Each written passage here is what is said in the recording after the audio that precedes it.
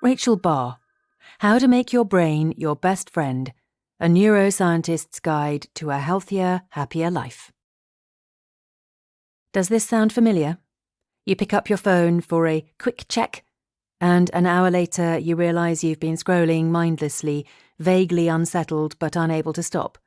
Or perhaps you've noticed how after spending time online you often feel mentally exhausted.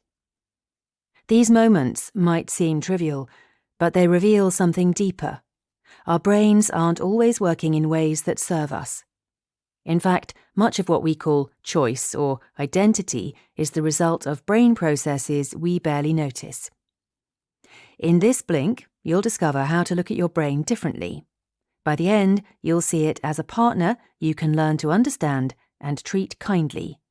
Along the way, we'll uncover the connection between the brain and well-being, why our sense of self can feel so fragile, and why endless digital stimulation leaves us drained. All right, it's time to make friends with the most powerful, impressionable, and overlooked companion we carry everywhere, our own brain. Let's get started. The power of identity. We like to think we're in control, but behind the scenes, it's really our brain that's calling the shots, influencing our thoughts and behaviour, while we remain, for the most part, totally unaware. At the same time, we need to remember that the brain absorbs details indiscriminately. It influences us, but in turn, it's also easily influenced. So maybe we should think more carefully about what we expose our brain to, not spend hours doom scrolling, for instance. In fact, our happiness and well-being are inextricably linked to what's going on in our brains. Now, that may not sound like breaking news, but it's worth remembering that the brain has a profound effect on every aspect of our lives, including our sense of identity.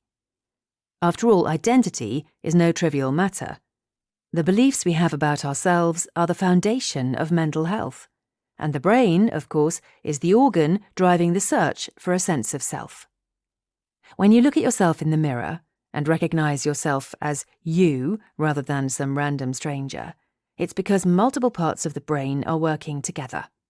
For instance, you might want to thank your medial prefrontal cortex, or MPFC, which helps you to maintain a coherent sense of self.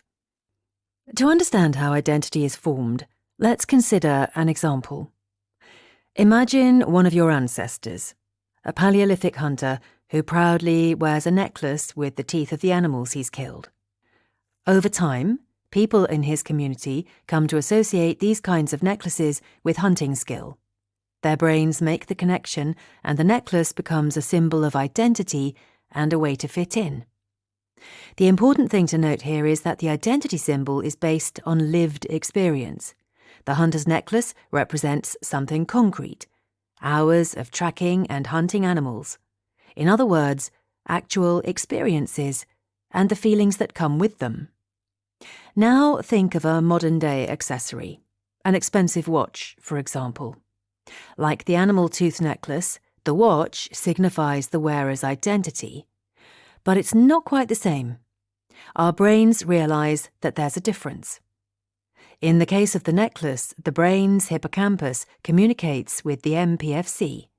It sends a message saying, "Here you go, an identity update." When the MPFC receives this clear signal, it's easier to create a strong, coherent sense of self. But in the case of the watch, and the absence of lived experiences, the brain gets a little confused. The MPFC doesn't know how to build an identity story. And another part of the brain, the anterior insular cortex, or the ACC, says, "Hang on a minute." The result? A sense of cognitive dissonance. To sum up, in the modern world, many of us are suffering from an identity short-circuit. If your brain is confused, so is your sense of identity. How to embrace self-compassion. To avoid an identity crisis, we're not saying you should take up hunting, but it is worth seeking to live more authentically, in alignment with your values. Try not to get caught up with consumerism and all the empty identity signalling that takes place online. As we've seen, the brain absorbs things easily. It's highly sensitive. So it's no wonder that negative social interactions also have an impact. For some of us, more than others. Depending on how your brain is wired, you might be particularly sensitive to rejection. For instance, let's say you make a joke that falls flat. In your brain, this disconnect is registered by the ACC. It leads to feelings of discomfort and may affect your self-esteem. Indeed, self-esteem is a fragile, fickle thing, influenced by many different factors. For that reason, it makes sense to focus on something more stable and dependable. So, rather than trying to improve your self-esteem, the author recommends practicing self-compassion. Studies suggest that self-compassion is linked to higher levels of emotional resilience and self-worth. It helps us to cope with rejection. Also, what's interesting is that self-compassion can actually change our brains. Research has shown that practicing self-compassion alters neural responses to perceived threats. Our brains start to respond differently to failure and rejection. The key to self-compassion is to know yourself, warts and all. Be honest about your strengths and weaknesses. Be curious. This concept isn't new, by the way. Ancient Greeks like Socrates and the Stoic philosophers recommended self-awareness. Although they didn't explicitly say, be kind to yourself, it's implied. The idea was to take a balanced approach, to be honest and humble, and to accept our limitations rather than aim for perfection. To practice self-compassion, get into the habit of speaking to yourself kindly. In difficult moments, when you become aware of that negative voice in your head, think about how you would talk to a friend. Would you tell them they're worthless? Hopefully not. Hopefully, you'd do your best to reassure them, saying things like, "We're only human, I'm sure it'll be better next time." Practice speaking to yourself in this way, with kindness and without judgment. At first it might feel a little strange or uncomfortable, but it'll get easier with practice. When the negative voice in your head resurfaces, you'll realize that it isn't really yours. It's just a random collection of judgments you've accumulated from others over the years, which has nothing to do with who you are. Discovering delight. In her 20s, the author found herself dealing with multiple challenges: unemployment, relationship woes, and family troubles.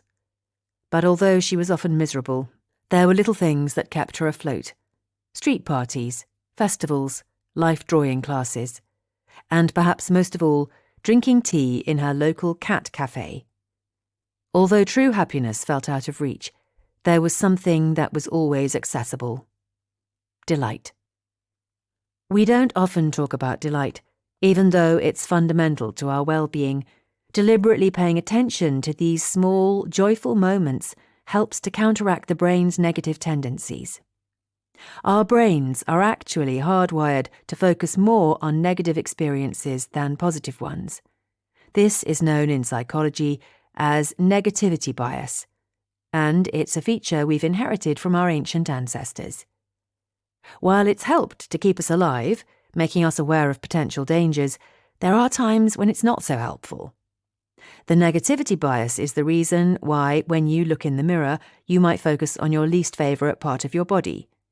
If you can't stop thinking about an interview you messed up years ago, you guessed it, that's also the negativity bias. Similarly, our brains tend to be hyperreactive to stress triggers. This is handy in life and death situations, but not so great if something fairly mundane, like booking an appointment with a grumpy receptionist, puts you into fight or flight mode. One of the best ways to calm your brain is to seek out delight. Now, we're not talking about easy dopamine hits. In the moment, drinking wine or scrolling TikTok might make you feel better, but there's generally a downside. So instead of looking for instant gratification, focus on delight. Delight often takes the form of little moments of joy: a bath, a good book, or even the sight of a happy dog or contented cat. To find these moments, it helps to pay attention to your surroundings, to really be present. The author recommends the technique of savouring. This means making an active effort to notice and appreciate your experience right now. If you're on a bike ride, for instance, savour the experience. Notice the feel of the sun on your skin and look out for all the sights along the way. Studies suggest that you'll not only get more immediate enjoyment out of the experience, but you're also more likely to remember it in the long term. So, as much as possible, remember to look around. Once you start looking, you'll realise that delight can be found everywhere. Don't forget to move. Another reason to go for a bike ride is that movement makes our brains happy. Again, this is a result of thousands of years of evolutionary programming. With improved motor skills, our ancestors could interact with their environment in a more complex way. Over time, this led to the development of more sophisticated cognitive abilities. Our ancestors had to move to survive. Obviously, this is no longer the case, and many of us live increasingly sedentary lives, but our brains still crave movement, which they associate with learning and growth.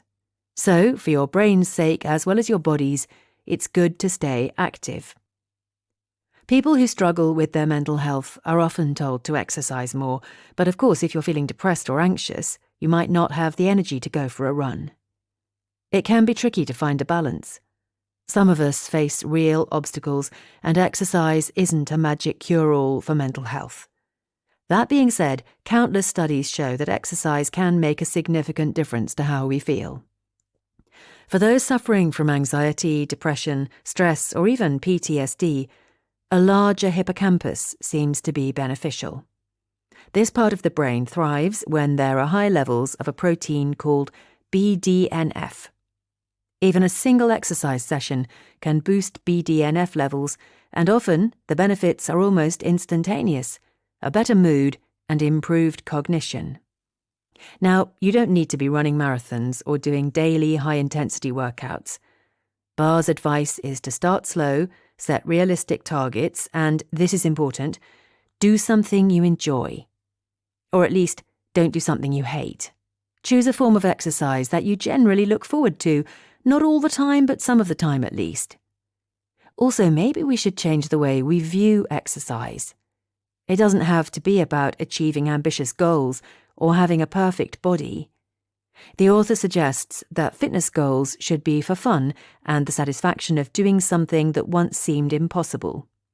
When you exercise, in whatever form you choose, find opportunities to be playful. Ultimately, exercise is movement, and movement is about freedom, the freedom to enjoy our bodies and use our brains in the way they were designed. Be wary of your online habits. You know what our brains weren't designed for? The internet, or at least they weren't designed to cope with the infinite scroll and avalanches of data. When we spend hours online, hopping between tabs, trying to focus on 10 things at once, our brains get exhausted. Part of the problem is that we're naturally inclined to seek stimulation. Our brains hate boredom. Perhaps it's because early humans had to stay busy just to survive. Constant activity was normal. Or maybe boredom had an evolutionary advantage, motivating our ancestors to explore, forage, or get to know potential mates. Whatever the cause, modern-day humans can't stand boredom. It's no wonder we're so drawn to the endless entertainment provided by the internet. But if you spend hours in front of a screen, you'll probably notice the effect. Mental fatigue or even exhaustion. Maybe it's time to give your brain a break. Barr recommends stepping away from the computer every 30 to 90 minutes. Recharge by stretching or spending some time outside. While you might be tempted to look at your phone, from your brain's perspective, that doesn't really count as a break. Think of it like pausing mid-marathon to do some sprints. Also, try to go easy on your brain while you're looking for information online. Do it slowly, even mindfully. Instead of speed reading articles and hopping from one link to another, take your time and pause every now and then so you can take in the information. Give your brain a moment to process it. Another thing to keep in mind is that our brains weren't built for multitasking. They're designed to focus on one thing at a time. Behind the scenes, our attentional filter decides what can be safely ignored. The hum of a fridge, for example. When we try to juggle several different tasks, as we often do online, the attentional filter gets overwhelmed and mental fatigue sets in. So, to reduce tiredness and stress, and to improve your concentration, focus on one task at a time. And here's one last recommendation. Try to embrace boredom. Rather than reaching for your phone every time you have a spare moment, allow yourself to feel bored. Sit with the feeling. Without the distraction of digital content, you might discover just how powerful boredom can be. A catalyst for creative inspiration and problem solving. Who knows what your brain might come up with, if you give it the chance. In this link to How to Make Your Brain Your Best Friend by Rachel Barr, you've learned that the brain largely drives our thoughts and identity, absorbing inputs indiscriminately. Our brains find it easier to create a solid sense of identity when it's built from lived experiences. So strive to live authentically and protect your brain from empty online identity signaling. It's also important to cultivate self-compassion and speak kindly to yourself. Over time, this changes neural responses to rejection and builds resilience. And don't forget to seek out small moments of delight in your daily life. Savouring sensory experiences helps to counteract the brain's inherent negativity bias. Movement makes a difference too. Regular, enjoyable physical activity boosts BDNF and the hippocampus, improving mood and cognition. Finally, remember that consuming online content can overwhelm the brain. Take regular breaks, consume information mindfully, and embrace boredom from time to time. Together, these practices can help to improve your well-being. When you live in closer alignment with the way your brain functions naturally, you can feel the difference. Okay, that's it for this Blink. We hope you enjoyed it. If you can, please take the time to leave us a rating. We always appreciate your feedback. See you in the next Blink.